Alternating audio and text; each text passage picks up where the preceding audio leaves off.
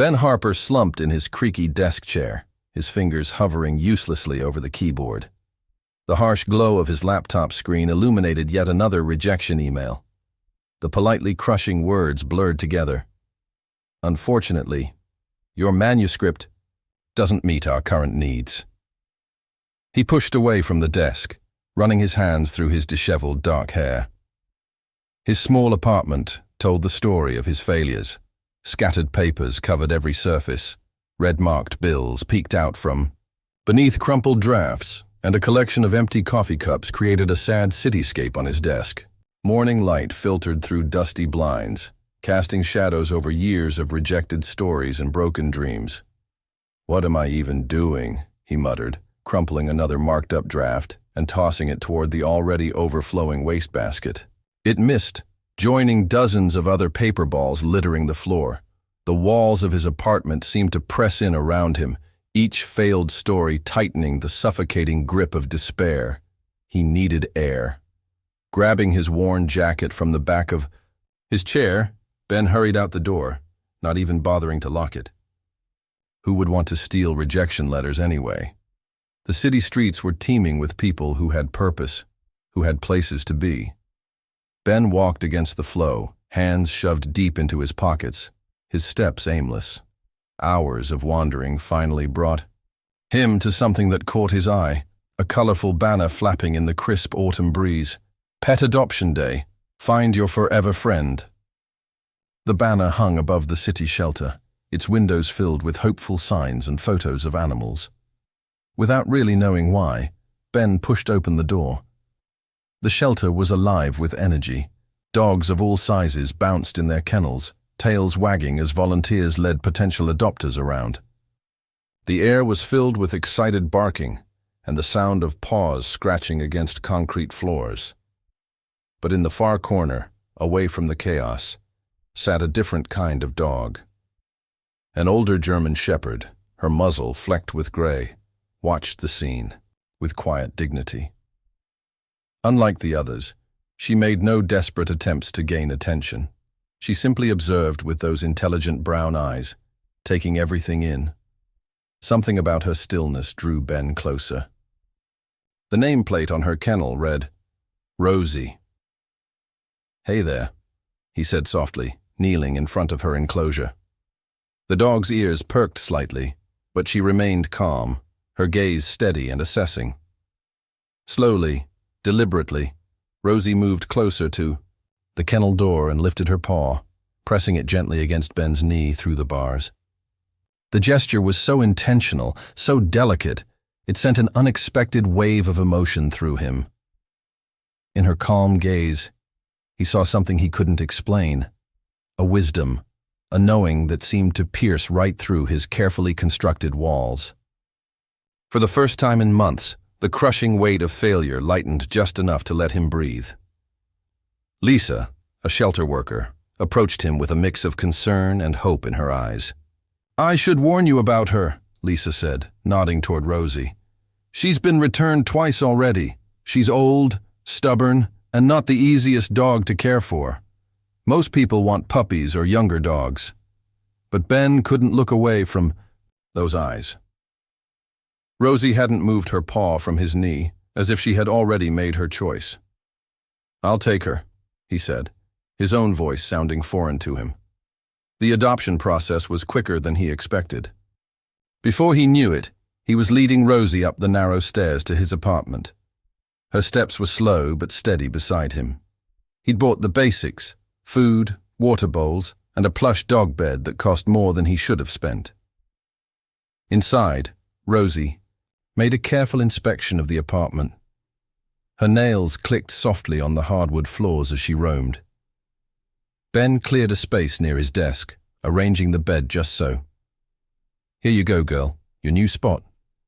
Rosie looked at the bed, then at Ben, and walked right past it. Instead, she settled herself beside his desk chair, curling up on the hard floor with a quiet sigh. Hours passed. The food bowl remained untouched. No barks, no whines, just that watchful silence. Ben found himself glancing at her more and more often, worry creeping in. Maybe the shelter worker was right. Maybe this was a mistake. Later that night, Ben sat at his desk, his fingers resting on the keyboard. The cursor blinked mockingly on a half-finished sentence. With a groan of frustration, he pushed back from the desk, ready to give up for the night. But then he felt it, a gentle nudge against his hand. Rosie had lifted her head, pressing her nose against his fingers. When he stopped typing, she nudged him again, more insistently this time. "What, you're a literary critic now?" Ben chuckled, reaching down to rub her head. Her fur was soft, and she leaned into his touch slightly. All right, I'll keep going." Turning back to his laptop, he began typing once again, aware of Rosie's quiet presence beside him, keeping watch. Over the next few days, a routine developed between them. Rosie shadowed Ben throughout the apartment, her paws making soft clicking sounds on the floor. She wasn't clingy or demanding. She simply existed alongside him, a quiet guardian with knowing eyes. During his writing sessions, whenever Ben's fingers stopped moving across the keyboard, a cold nose would press against his arm. If he spent too long doom-scrolling on social media, a gentle paw would tap his leg. It was uncanny how she sensed his creative blocks. One afternoon, Ben was staring at the same paragraph for 20 minutes when Rosie let out a soft whine, the first sound he'd heard from her. She nudged his elbow until he resumed typing. "How do you always know?" he asked, but she just tilted her head, her gaze urging him on. The partnership between man and dog had only just begun, but something far deeper was waiting to be uncovered. The house must have been grand once, but now it showed signs of neglect. Paint peeled from the window frames, and vines climbed the walls unchecked. Rosie sat up straighter in the passenger seat, her ears perked forward, more alert than Ben had ever seen her since the adoption. On the front porch stood Evelyn Langley, her grandmother's sharp eyes still present despite her dark hair showing no trace of silver. She wore simple clothes, jeans and a sweater, but carried herself with unmistakable grace. "Thank you for coming," she said as Ben approached, Rosie walking calmly beside him. Evelyn's gaze lingered on the dog, searching for some sign of recognition, but Rosie remained her usual quiet self. They settled in a sunlit kitchen over coffee, with Rosie lying between them, her head on her paws, her intelligent eyes flicking between their faces as they spoke. "My grandmother wasn't always the easiest person to understand," Evelyn began, her fingers wrapped tightly around her coffee mug. "But in her final years, Rosie became special to her, more than just a pet. She would spend hours in her study, reading her work aloud to Rosie like she was testing her words on the most important critics she knew." Ben nodded, recalling how Rosie watched him write, always seeming to know exactly when he needed encouragement.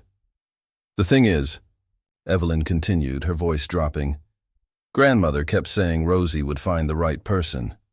We thought it was just, well, you know how people get as they age, but she was so certain." She stood suddenly, as if making a decision. "There's something you need to see." Ben followed her through the house, up a narrow staircase, and into what must have been Margaret's study. The room smelled of old paper and dust, manuscripts piled on the desk, spread across the floor, even stacked on chairs. Some were typed, others handwritten in a flowing script that filled page after page. In the center of the desk lay a thick stack of papers, the top sheet bearing a title in that same elegant handwriting. Evelyn picked it up carefully, her fingers trembling slightly.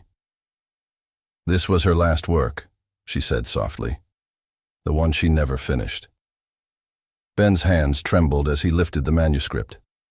The paper felt delicate, almost sacred beneath his fingers. Rosie pressed closer to his leg. As he began to read the first page, his breath caught. The words hit him like a physical blow.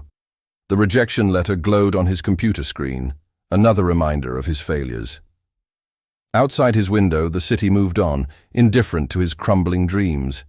That's when the dog came into his life, an Old German shepherd nobody wanted, with eyes that seemed to hold the wisdom of ages. Ben looked down at Rosie, then back at the pages, his heart pounding. The protagonist's tiny apartment, the endless rejection letters, the late-night writing sessions. Every detail mirrored his life with eerie precision. This can't be right, he whispered, his voice rough. When did she write? This? 3 years ago, Evelyn replied, her brow furrowed. She worked on it until the very end. But that's impossible. Ben flipped through more pages, his hands shaking. Look at this. The phone call from a stranger about the dog's past? That just happened to me yesterday when you called. He read further, his coffee growing cold and forgotten. The story described a journey of discovery, where the protagonist began uncovering long-buried family secrets through his connection with a dog. Each revelation seemed to push him toward some greater purpose, just as Rosie had quietly guided Ben since the day they met. There's no way she could have known, Ben said, looking up at Evelyn. These details, they're too specific. The way the dog nudges the main character to keep writing, how she watches him work. His voice trailed off as Rosie bumped his hand with her nose right on cue. Evelyn's expression softened. Grandmother always said she didn't write her stories. She just wrote down what was already there, waiting to be told. She reached into her bag and pulled out a worn leather journal, its edges softened from years of handling. With gentle reverence, she placed it on the table between them. Maybe this will give you answers, she said softly. Ben stared at the journal, his heart racing. A chill crept up his spine as he realized that somehow, years before they'd ever met, Margaret Langley had written his story. Their story. And now, through Rosie, she was reaching out from beyond to guide him towards something he couldn't yet understand. On a gloomy, rain-soaked Tuesday morning, Ben's phone buzzed with a new email. The sender's name caught his attention, Frank Martinez. His pulse quickened as he read the message. I knew your father. We worked together at the library about 5 years ago. Last I heard, he was living near Thompson Street. There's a bookstore there, the Dusty Spine. He was a regular. Ben's hands trembled as he grabbed his keys and bolted out the door. The drive to Thompson Street led him through a labyrinth of narrow roads bordered by weathered, crumbling buildings. The Dusty Spine stood wedged between a dingy laundromat and a vacant storefront, its windows clouded with the grime of neglect. As Ben stepped inside, the scent of aged paper and leather enveloped him. A bell chimed overhead, prompting an elderly man to glance up from his worn paperback. His thick glasses magnified his eyes, giving him an owlish appearance. Can I help? You? The man asked, marking his place in the book. Ben cleared his throat. I'm looking for someone, a man named Daniel Harper. I heard he used to come here a lot. Recognition flickered across the man's face. Daniel? Yeah, he'd come in here and read for hours. But it's been a long time since I've seen him. Do you know where he went? Ben pressed, his voice straining with hope. The man scratched his chin, eyes distant. Last I heard, he was living in an old trailer on the outskirts of town, near the railroad tracks. That's all I know. Ben thanked him and stumbled back to his car, where Rosie waited patiently in the passenger seat.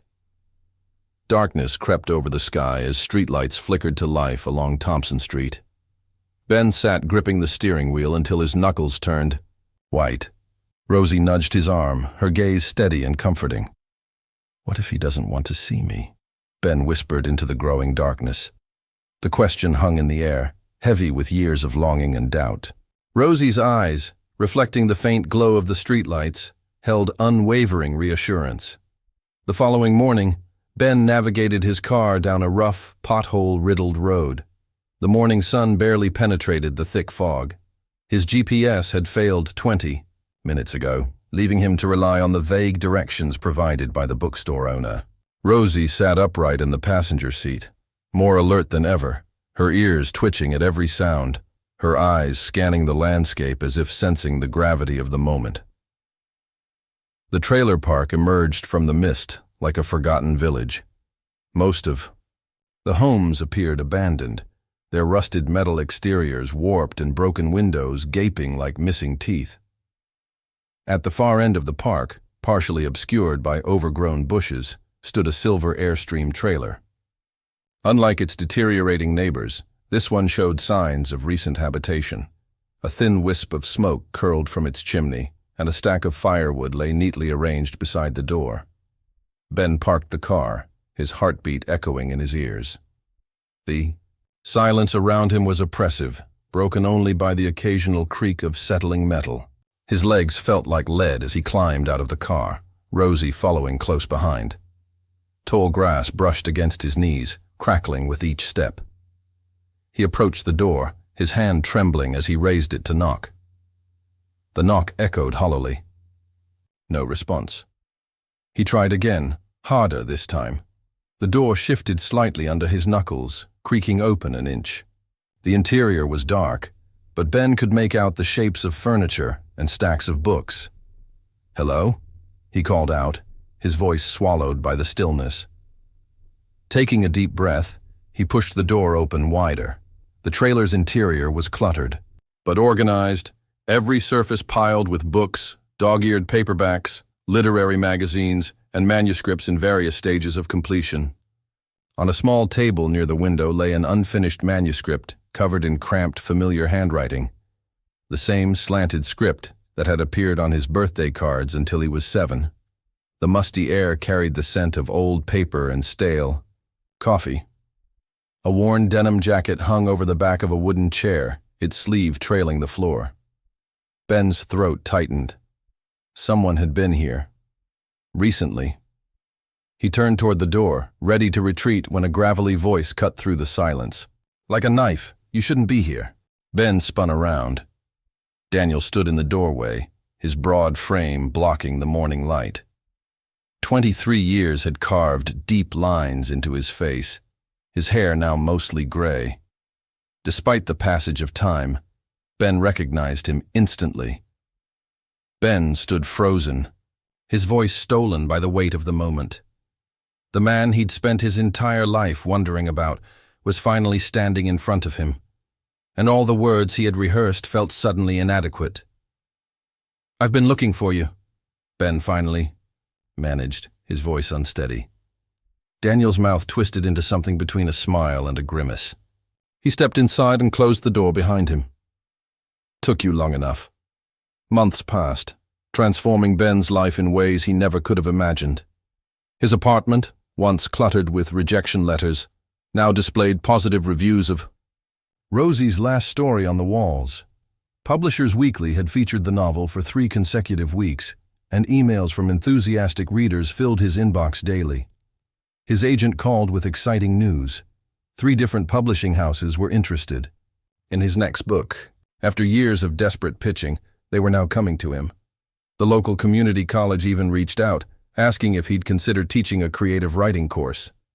The thought of helping other struggling writers find their voice filled him with unexpected warmth.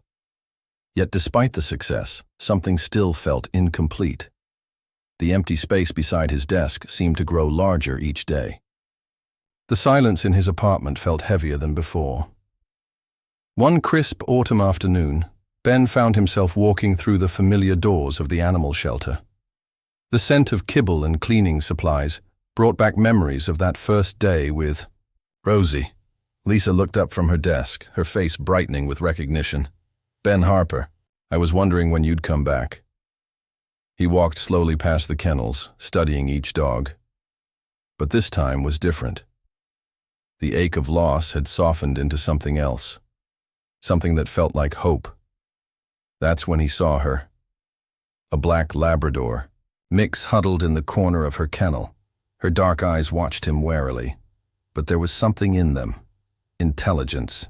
Potential. "What's her story?" Ben asked. Lisa sighed, joining him at the kennel. "She's been here for months. People pass her by because she's so shy. No one wants to put in the effort." Ben knelt down slowly, just as he had done with Rosie all those months ago. The lab watched him, her tail giving a tentative wag. He held out his hand, palm up, waiting. For a long moment, nothing happened. Then, slowly, she crept forward, her nose twitching as she sniffed his fingers. And then, ever so gently, she extended her tongue and licked his hand. "Hey there," Ben whispered, feeling something click into place. Lisa was already reaching for the adoption papers, a knowing smile on her face. As Ben filled out the forms, the lab pressed against the kennel door, watching his every move. With leash in hand, Ben led his new companion toward the shelter exit. He paused at the doorway, looking down at the dog who was about to change his life once again. "Come on, girl," he whispered. "Let's start a new story." Ben stood at the podium in the crowded bookstore, his new dog, Luna, sitting calmly at his feet. The familiar scent of coffee and new books filled the air as eager readers packed the aisles, some even standing in the back. His latest book, The Dog Who Knew, was displayed on tables throughout the store. Ben's voice was steady and warm as he began. "A year ago, I was a failed writer who could barely pay his bills. Then I met a German shepherd named Rosie who changed everything." The crowd leaned in, drawn to the authenticity in his voice. Luna's tail thumped against the floor as Ben shared their story. He spoke about Margaret Langley's unfinished manuscript, about finding his father, and how one dog had pieced together a broken family. The words flowed naturally now. He'd found his voice. "Sometimes," he continued, "our greatest guides come with 4 legs and a tail." Soft laughter rippled through the audience, followed by knowing nods. As the signing session began, a woman with graying hair approached his table, her hands trembling slightly as she held out his book. Tears glistened in her eyes. "I lost my Sophie last year," she said softly. "A golden retriever. We had 15 years together." She paused, collecting herself. "Your book. It helped me understand that it's okay to grieve, but also to remember the joy." Ben took her book gently. What was Sophie like? The woman's face brightened as she shared memories of her beloved dog. Ben listened, nodding, before signing her copy with care. Later that evening, Ben drove to Margaret's estate, Luna sitting in the passenger seat where Rosie once had. The setting sun painted the sky in soft oranges and pinks as they walked to the quiet spot under the old tree. Rosie's grave looked peaceful, the small plaque catching the last rays of sunlight. Ben sat down in the cool grass, Luna settling beside him. He pulled out a copy of his new book, running his fingers over the cover. The gentle breeze rustled through the pages as he sat there, remembering. Luna rested her head on his lap, offering quiet comfort. The sadness that had once overwhelmed him had transformed into something different, a deep gratitude for what Rosie had given him. "You were right, Rosie," he murmured to the quiet evening air. "You always knew." The wind whispered through the leaves above, and Ben felt that familiar presence, as if Rosie was still there, guiding him forward, just as she always had.